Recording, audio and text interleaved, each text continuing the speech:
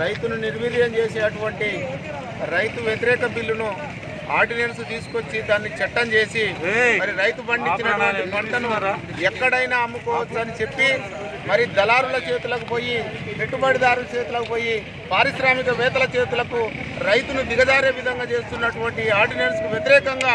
ఈరోజు తెలంగాణ రాష్ట్ర ముఖ్యమంత్రి గారు ఇచ్చినటువంటి పిలుపు మేరకు రాష్ట్ర వ్యాప్తంగా ఉన్నటువంటి తెలంగాణ శ్రేణులు, రైతులు, మరి కార్మికులు, కర్షకులు అందరూ కూడా ఈ బంద్ని స్వచ్ఛందంగా పాటించడం జరుగుతూ ఉంది. ఏదైతే కేంద్ర ప్రభుత్వం తీసుకొచ్చినటువంటి బిల్లు ఏదైతే ఉందో, మరి ఇక్కడ నల్లగొండలో పండించిన పంట